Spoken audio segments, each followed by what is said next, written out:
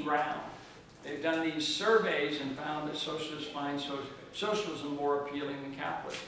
And that's because they don't know what democratic capitalism is as an alternative. So if you can pass those around, that would be great.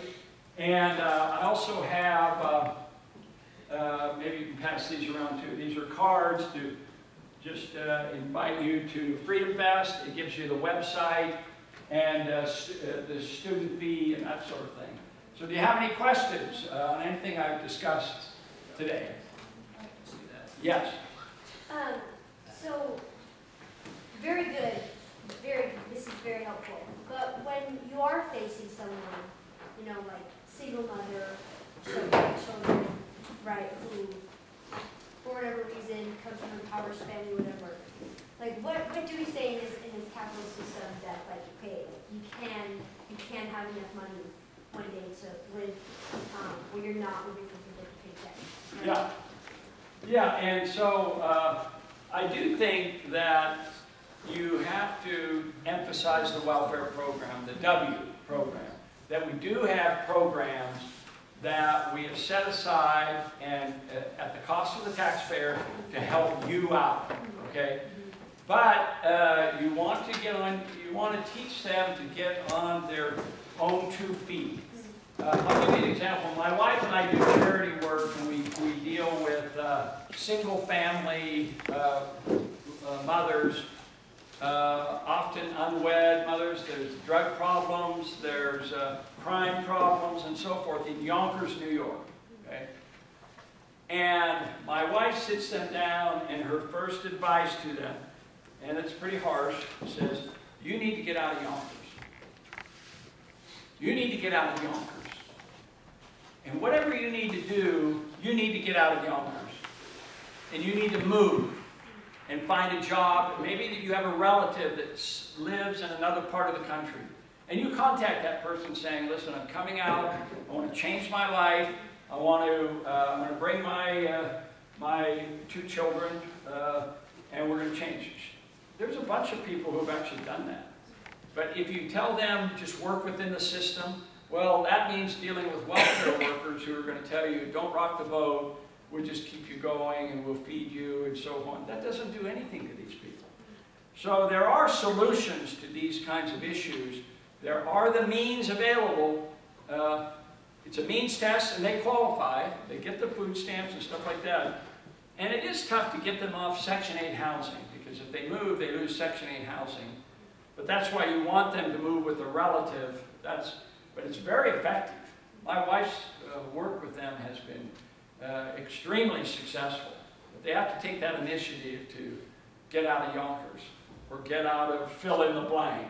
You've got to change your way of life. And they know that, and this gives them the incentive. Just kind of going off of that, so then what do you say about the problem of like the welfare cliff, where it's like, I can't just like take this new job because if I take this $12 an hour job, right, ostensibly I'm losing $18,000 a year in income because I'm losing all my welfare because I'm taking an actual job. Yes. And what do you do about something like that? What do you say? So we do have some people who have told us that directly, saying, listen, I've been offered a job, but I'm afraid of taking it. Not because they lose food stamps or Medicaid. That's okay. Section 8 housing that's the killer. Because once you get off Section 8 housing, to get back on, it's 2 to 3 years to wait before you get on Section 8 housing. Because housing is limited. And so they have a real problem there. So it's a genuine problem. And what happens is they normally cheat. They take the job and get paid cash if that's possible, and they continue to get their welfare. They don't like sitting around at home. They're just like any of you. They don't like to just be sitting around the home. They want to do something, and they do construction, they do maid service, they do all kinds of things to earn extra money, and then hopefully they get enough money to say, okay, I'm willing to get off of this. But you're right, I mean, it's a serious problem. And I did like the Welfare Reform Act of 1995 that Bill Clinton signed with the Republicans. that had the 5-year, after 5 years, you're able-bodied, your welfare cuts, it ends, including Section 8 housing. You have to get out of the house because you're not going to get a check to cover that. That worked very effectively. You know, there was a period of time in the early 2000s when food stamps and people on food stamps and Medicaid actually declined in this country. It didn't decline by a lot, but it started declining. And then 2008 came, and actually Obama declared that the 5-year program is no longer applicable. So it's unfortunate. So they need to pass that legislation again. Can you explain more how the stock options work for employees? Like, what percent of their payment is because of that, and how that changes the shareholder concentration? Well, it's not a lot. It's not a lot, but it was sufficient to make secretaries millionaires. But that's because the stock, went up 10,000%. So you can't afford to dilute the stock that much, because that's what it is when you issue new stock options. It's a dilution. So it has to be a small percentage, but it can be 1 or 2%, but it can grow rapidly if the company is growing. They do offer, many of them do matching. You're probably familiar with matching when you start an IRA or not an IRA, but a 401k plan, and they'll match up to 6%. It's not a lot, but it adds up over a period of time. So all of these programs where employees are really helped out, and stock options are the best because you get the most leverage. And 12,000 Microsoft employees, not investors, not executives, but the employees, the rank and file employees became millionaires and multimillionaires. It's really amazing. It took them some years to do it, but they were able to do it. And they're big fans of this because you have a skin in the game, vested interest. What is a way to incentivize companies to do that? Because obviously it looks good, it is good PR, it increases productivity, and obviously it gives capitalism a better look. How do you encourage that?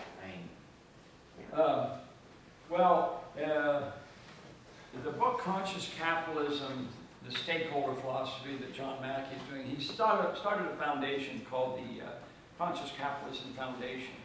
And he has conferences 4 or 5 times a year all around the country. And he invites top CEOs to come in, like a Howard Schultz. One time he had the president of Chick-fil-A and Ben & Jerry's together trying to come to an agreement on conscious capitalism. It was absolutely fascinating. Of course, they didn't agree on everything because Chick-fil-A is definitely deeply religious and they're closed on Sundays. Ben & Jerry's, they're open all the time. They're a very secular organization and they're progressive and that sort of thing.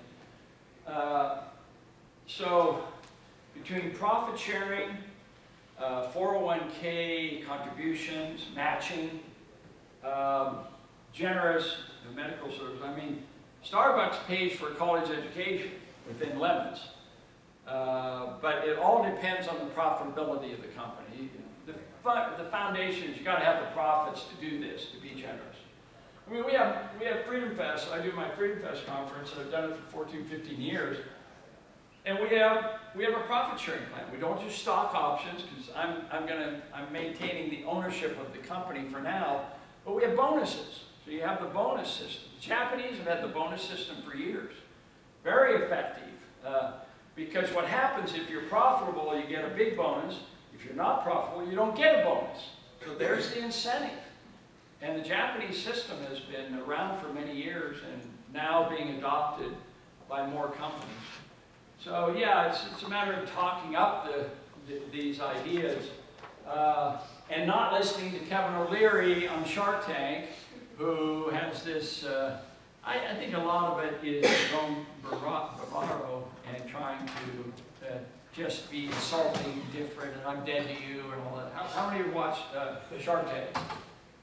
So, but you'll notice that it's all about stock ownership and helping these people out. It's all incentives.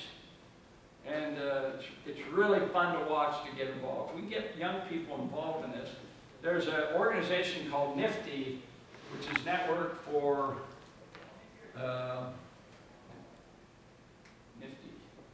and Network for Budding Entrepreneurs or something like that. So they go into high schools in particular and they help students start businesses. And they have a national campaign, and at the end, the winners can go to the White House. Now, they did it under Obama. I don't know if they've done it under Trump. I would like to hope so that they have. But you might look into that too. That's a great way to encourage people, young people, especially people who are in minority positions and poor people, to get them started in businesses. And that is all, that's what democratic capitalism is all about. Is every person feels like they're part of this system rather than us versus them. Really the key. Any other questions? We have time for one more. So who wants the final part of it? Question in the back there? Gary? Yeah, his You buy into this? Well, this point about that he made over there about the marginal tax rate of our welfare system is very high. Wouldn't some form of a negative income tax idea work to solve that problem? Yes, the negative, a lot of people say, hey, Milton Friedman favored a universal basic income, UBI system, and it's not true. He favored a means test, in essence, so that you're not sending $10,000 to Bill Gates and Warren Buffett, because a negative income tax means if you didn't earn money, you get a check. But then that gradually disappears till you reach a certain level, and then you start sending a check to the government. So the negative income tax is a welfare program, and it's actual cash. You get actual cash. So yes, I think the negative income tax that Milton Friedman supported, as well as the voucher system, is another way to help young people get started and get a decent education.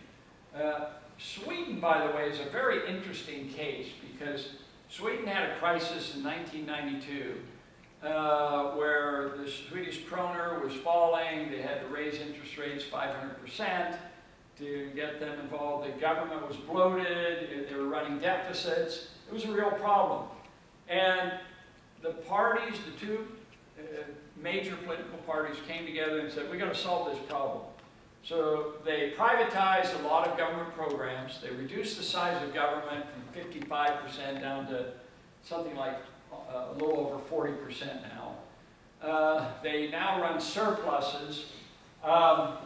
They have privatized their Social Security system. It's now a defined contribution plan, which is really hard to do, to make that conversion. They have school choice now, and they are pro-export. They're major trading with other companies and stuff like that. So, and 100%, by the way, 100% of all workers in Sweden, all Swedish workers, own stock. 100%. How is that possible? Because the defined contribution plan, that is mandatory, is all in mutual funds. So every worker, not retirees, but every worker has a vested interest in the stock market. And it can include foreign stocks and not just Swedish stocks. So it's not just the Volvos, this company and stuff, you have a good choice there.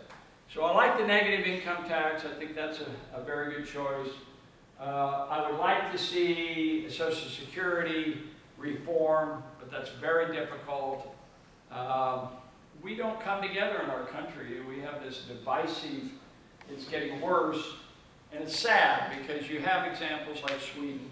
I would like to invite every congressman and senator, 35 of them, and we all go over to Sweden. We fly over there and learn from them. And Bernie Sanders would go because he keeps saying, well, Sweden's our best example of socialism. And then you find out that they have blossomed because they moved away from socialism. We need to get that story out. So if they all fly over there, it would be great. They're even changing culturally. I met with a young man who was part of the Ratio Institute, which is a free market organization, the Ratio Institute. And he was getting married in 2 weeks. I said, well, congratulations. You have children? Yes, we're going to have children. You're actually getting married and you're in Sweden? I didn't know they got married. He says, it's changing. Swedish now want to get married and they want to have children. Why? Because they all know that the Germans and the French and the Japanese are losing population because they're not having children. So voluntarily, without government emphasis, there's a cultural shift, at least that's what he said, there's a cultural shift going on in Sweden where they're getting married and having children now. It's pretty interesting. So they still have cradle to grave welfare, but they've reduced it. They've reduced everything. So it's really a great story. We can, somebody teaches comparative economics. It was Chris, Chris Martin that couldn't make it. He couldn't make it. But let me tell you, it's a great thing to do these comparative studies about what's happening in other countries and how, for example, this book I'm reading about modern monetary theory, the authors say the global financial crisis of 2008. Global. It was not global. Did you know that Canada never had a subprime loan problem? That the 5 top banks in Canada never lost money in 2008? And the same for Australia. Australia got through the crisis without any problem. New Zealand, Hong Kong, Singapore, even France didn't have a problem. It was the UK and the US. It was an Anglo-American crisis. It was not a global crisis. We often forget that. We say, oh yeah, we're bringing the world down. Well, they're bringing their own country, our own country down. That was the problem. So comparative studies is really useful to see how other countries are doing things right. Singapore has their MediSave program, not Medicare, they have MediSave, which is a health savings accounts, HSA kind of accounts. They pay medical expenses as 5% of GDP versus our 15%. 3 times cheaper. They live longer, they have better service, there's no waiting in line whatsoever.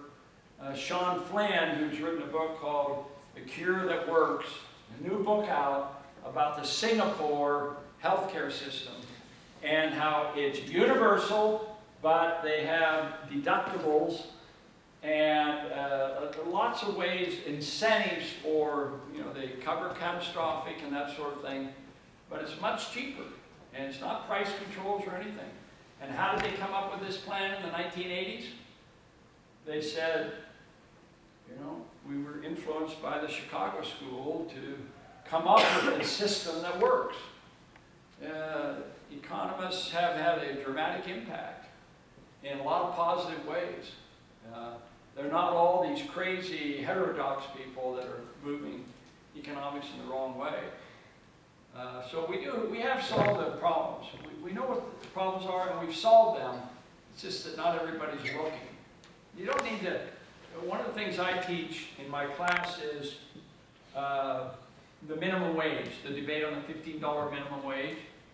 And what I do is I say, what causes wages to go up without government intervention? So I put on one side of the board artificial ways to raise wages, $15 minimum wage, $15 living wage, unionize, so you restrict labor, you cut immigration, so that helps raise wages artificially.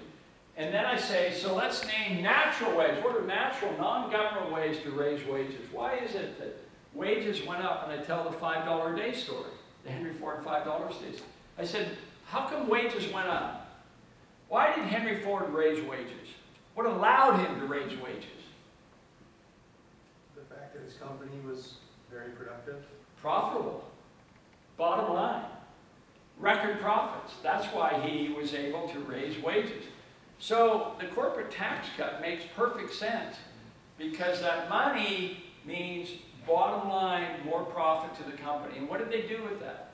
There was a website that showed the thousands of companies that paid bonuses of $1,000 to all their workers, and other ways of sharing the profits. And, you know, it wasn't all stock buybacks. And see, the stock buybacks is, that's the shareholder, that's the old shareholder philosophy. What you want to promote, and more companies, thousands of companies did this. They shared the profits with bonuses to ordinary employees. They got a $1,000 check. Now that's influence, that's power. So it's a natural, raising the profitable is a natural way to get an increasing productivity. And I ask students, how do you get a raise? How many students here have a job, part-time job? How do you get a raise? Work better. Work better so that the company makes more money. That's one way to do it. You could tell a way to cut costs. You could ask for a raise. That works sometimes and sometimes it doesn't. But if you've actually done something to save the company money, what about going, what else can you do? Who else? How do you get a raise? How do you get a raise automatically if you do X? I was going to say move to another company that pays more. Well, yes, but I'm talking about to the company itself. Okay. If you do X, you will automatically get a raise. Stay with the company. Huh? Stay with the company. Stay, work, like, remain employed by them. That's not going to automatically get you a raise. I worked for a company for 4 years and they never gave me a raise. It's not necessarily going to automatically do it. I'm thinking of something else. The longer you stay, you will tend to get wage increases, right? Were you thinking about getting promoted? Yeah, but how do you get promoted? Automatically. Figure out better ways to make the company money. That could work, but it doesn't automatically get you a raise. Go back to school. If you are a high school grad and you get a college graduation, I guarantee you every company will give you a raise. I don't know any exceptions. You go back and get an MBA, you come back, they will tell you, you get an MBA, you come back, we will give you a raise. Training and education is a non-government way, natural way to raise wages. When I'm finished, there isn't a single student who favors the minimum wage when before they did. Because why? How do you get rid of a bad idea? You got to give a better idea. And the better idea is in the private sector. All these different ways of getting raises. And I show them a chart saying even before the minimum wage existed, wages were rising. Why? Because companies were becoming more productive and more profitable. So anyway, it's kind of, I enjoy teaching economics, as you can tell, and I have a lot of practical experience because I've run businesses. I've had to hire people and fire people. And I've been fired before. How many of you have been fired before? You haven't lived until you've been fired, right? It's the best thing that ever happened to you, right? Not in the moment, but it is a good thing. That's the problem. At the moment, you say to yourself, oh my gosh, I just got fired. But if you survive that and you take on a new position, usually look back and you say, that's the best thing that ever happened to me because it opened up this or that avenue. As long as you don't commit suicide, you're okay. On that happy note, Yeah, I thank you. finish up. Thank you.